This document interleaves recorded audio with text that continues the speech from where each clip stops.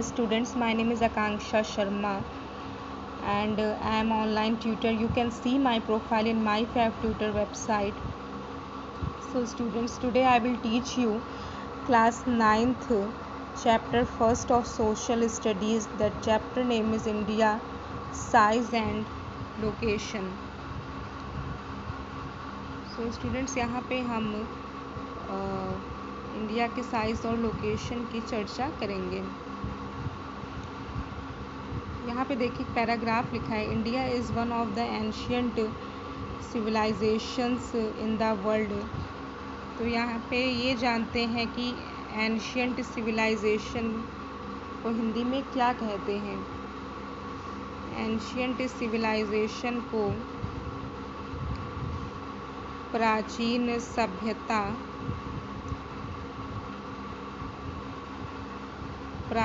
सभ्यता बोलेंगे। It has achieved multifaceted socio economic progress during the last 5 decades.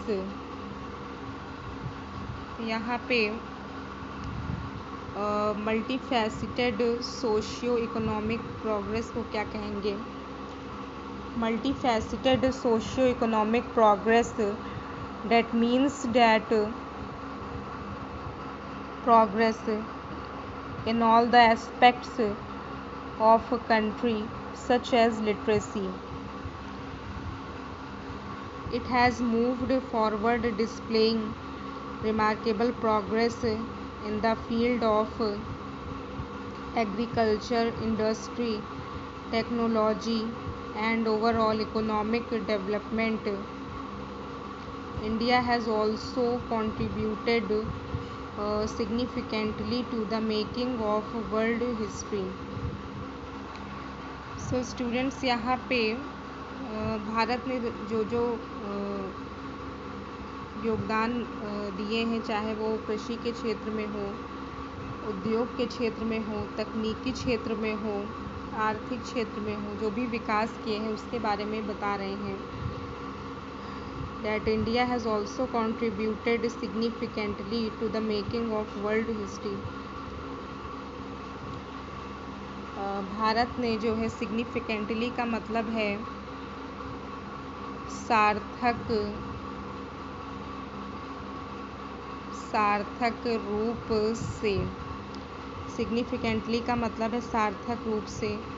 तो भारत ने मतलब विश्व इतिहास में अपने को बनाने के लिए सार्थक रूप से प्रयत्न किया है। अब यहाँ पे हेडिंग दी है लोकेशन।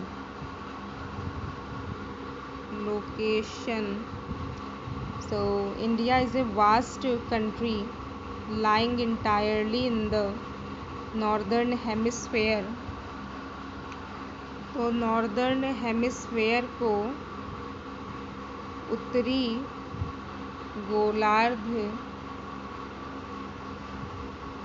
नॉर्दर्न हेमिस्फेयर को उत्तरी गोलार्ध बोलेंगे। Figure 1.1 the main land x tends between latitudes 8 degree 4 minute north and 37 degree 6 minute north and longitudes 68 degree 7 minute east and 97 degree 25 minute east. यहाँ पे वर्ड दिया हुआ है लैटिट्यूड। लैटिट्यूड को यहाँ पे देखिए, लैटिट्यूड को अक्षांश बोलेंगे और लॉन्गिट्यूड को देशांतर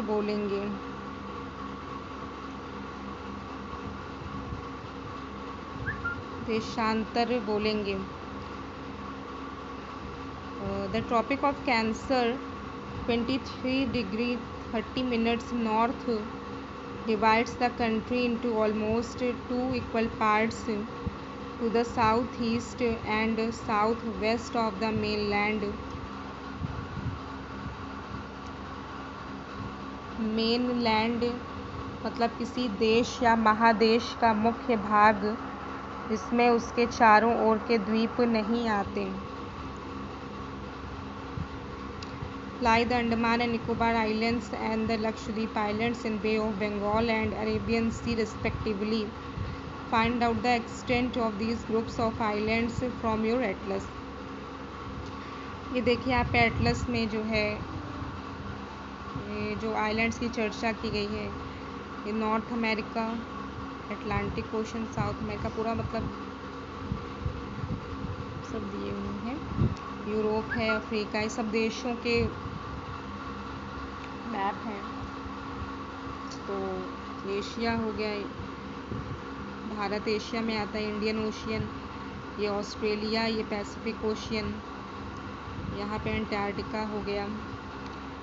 so do you know the southern most point of the Indian union, Indira point, got submerged under the sea water in 2004 during the tsunami.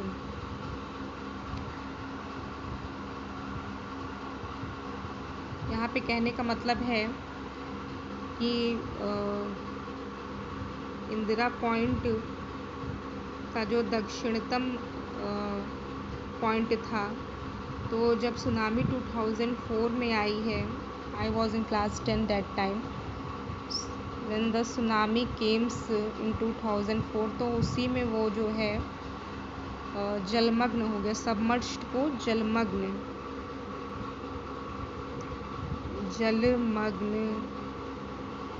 या निमग्न, 1 मिनट, जलमग्न या निमग्न बोलेंगे, निमग्न बोलेंगे। इसके बाद साइज देख लेते हैं। The land mass of India has an area of 3.28, size देख लेते हैं। The land mass of India has an area of 3.28 million square kilometre. India's total area counts for about 2.4% of the total geographical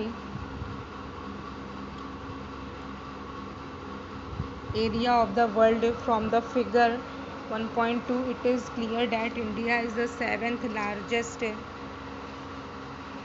country of the world. India has a land boundary of about 15,200 km and the total length of the coastline of the mainland. So what is the meaning of mainland? mainland को क्या कहेंगे?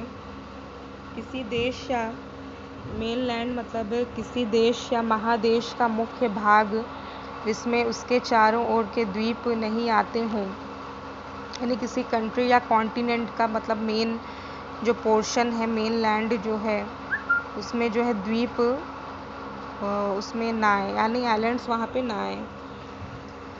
इसके बाद India is bounded by the Young-Fold Mountains in the northwest, north and northeast, south of about 22° north latitude. It begins to taper and extends towards the Indian Ocean, dividing it into two seas, the Arabian Sea on the west and the Bay of Bengal on its east. Look at figure 1.3 and note that the latitudinal and longitudinal extent of the mainland is about 30 degree. Despite का मतलब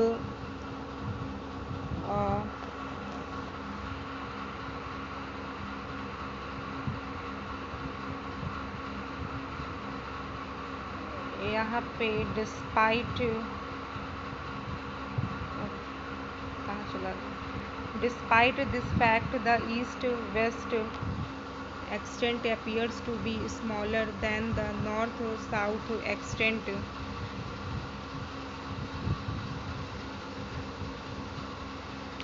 Despite को 1 minute,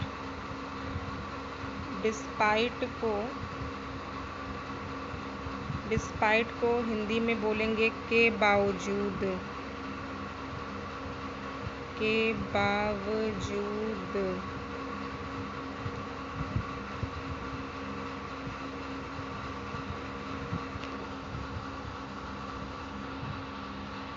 From Gujarat to Arunachal Pradesh there is a time lag of 2 hours।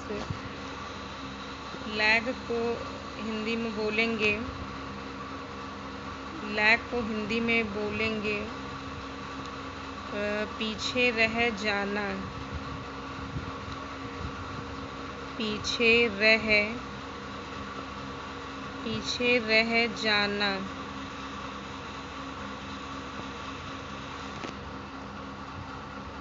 Hence time along the standard meridian of India 82 degree 30 minute east passing through Mirzapur in Uttar Pradesh is taken as the standard time for the whole country. The latitudinal extent influences the duration of the day and night as one moves from south to north। यहाँ पे देखिए questions दिए हुए हैं। ये question number 1 है, why 82 degree 30 minutes east has been selected as the standard meridian of India। तो इसका आंसर यहाँ पे दिए हुए हैं, यहाँ पे दिया है इसका आंसर। फ्रॉम गुजरात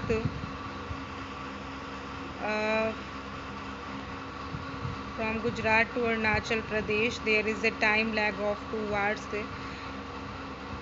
यानी गुजरात से लेकर के अरुणाचल प्रदेश तक 2 घंटे का समय जो है आगे पीछे रह जाता है, पीछे की ओर हमने बताया इसका मतलब लैग का। Hence time along the standard meridian of India, यानी भारतीय मानक समय के अनुसार, भारतीय मानक समय ये 82 degree 30 minutes east passing through Mirzapur. जब ये मानक रेखा मिर्ज़ापुर की तरफ जब गुज़रती है, is taken as the standard time for the whole country. ये पूरे देश के लिए एक स्टैंडर्ड टाइम है। द लैटिट्यूडिनल एक्सटेंट, लैटिट्यूड को हमने बताया अक्षांश होगा यहाँ पे, अक्षांश लैटिट्यूड को बोलेंगे। The latitudinal extent influences the duration of the day and night as one moves from south to north।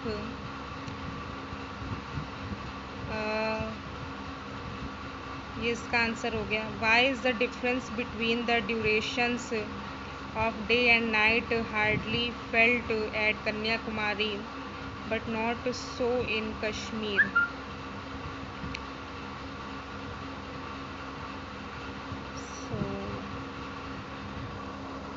The reason is only that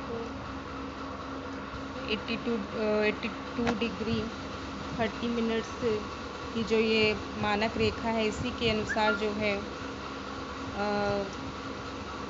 day और नाइट का डिफरेंस जो है वो कन्याकुमारी में ज़्यादा तौर पर देखा जाता है और कश्मीर में इतना नहीं। India and the world,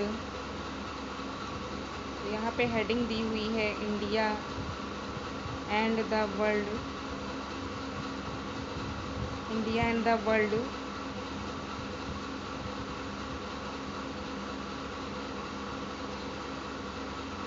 The Indian landmass has a central location between the East and the West Asia. India is a southward extension of the Asian continent. The trans-Indian Ocean routes which connect the countries of Europe in the west and the countries of East Asia provide a strategic central location to India. Note that the Deccan Peninsula, what is the meaning of Deccan Peninsula? Deccan Peninsula को दक्षिण का पठार बोलते हैं,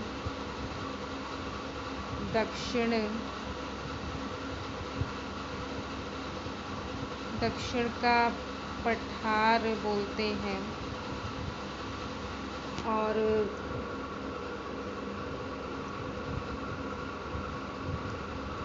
The Deccan Plateau is a large plateau in western and southern India.